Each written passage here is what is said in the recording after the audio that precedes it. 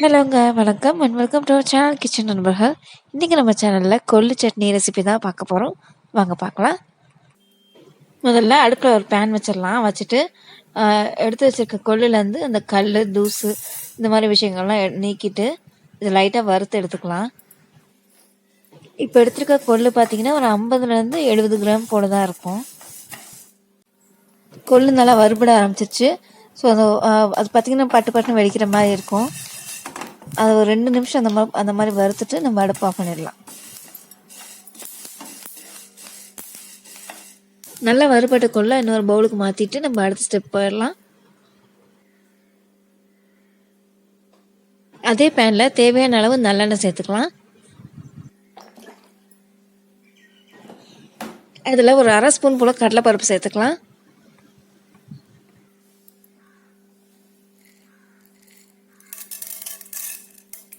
And 1/2 spoon போல் உளுந்தம் பருப்பு சேர்த்துடலாம். ரெண்டும் கொஞ்சம் செவந்து வரட்டும்.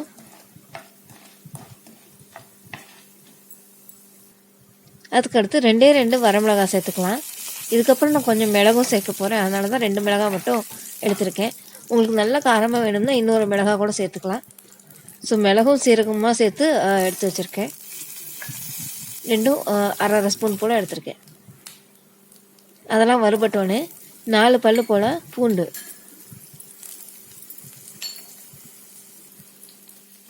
அடுத்து 7 சின்ன வெங்காயங்களை 2 நறுக்கி வச்சுருக்கேன். அதையும் சேர்த்து நல்லா வதக்கிக்கலாம்.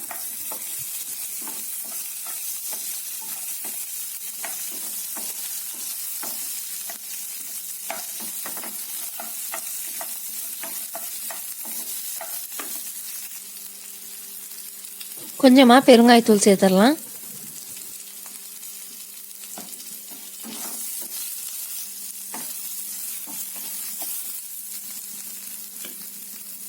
அடுத்து ஒரே ஒரு தக்காளியை சின்னதாக நறுக்கி வச்சுருக்கேன். அதையும் சேர்த்து வதக்கிடலாம்.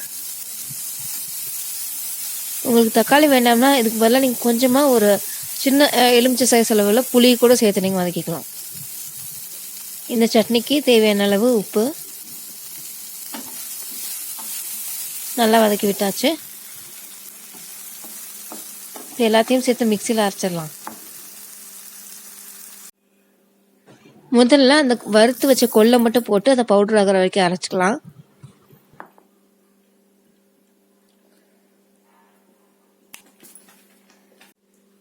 அடுத்து இது கூட நம்ம வதக்கி வச்சிருக்க மற்ற பொருட்கள்லாம் சேர்த்து அரைச்சிடலாம்.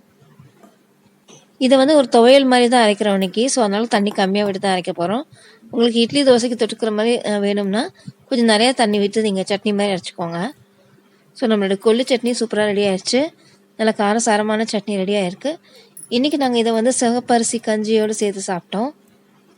நம்ம சிகப்பரிசி கஞ்சி ஏற்கனவே நம்ம சேனலில் போட்டிருக்கோம். பார்க்காதவங்க போய் செக் பண்ணி பாருங்கள். ஸோ இந்த வீடியோ உங்களுக்கு பிடிச்சிருந்தா லைக் பண்ணுங்கள், ஷேர் பண்ணுங்கள், கமெண்ட் பண்ணுங்கள். மறக்காமல் கிச்சன் நண்பர்கள் சேனலுக்கு சப்ஸ்கிரைப் பண்ணிவிடுங்க. பக்கத்தில் இருக்க பெல் ஐக்கானையும் ப்ரெஸ் பண்ணுங்கள். தேங்க்யூ.